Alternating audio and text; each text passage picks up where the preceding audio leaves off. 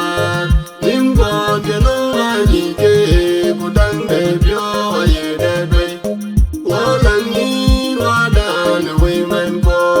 qua chiều quê cái có gì để hai quê cái mi ta cái loài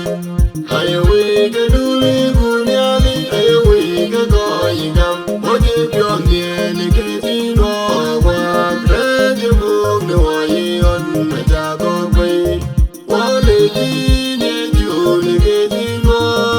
tu đi chỉ riêng qua con ba nó đi ra về quá lần đi qua đàn quê mình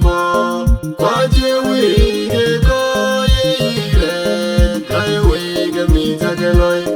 hai quê cái đu mi buồn nhà mi hai quê cái có gì ngắm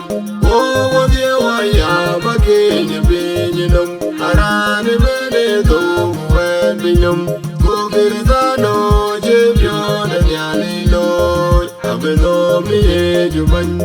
abi biểu để bờ cái nó mà đây abi chân để là bu quan tôi abi tình nhà abi chân để biết cái chân này để nó mi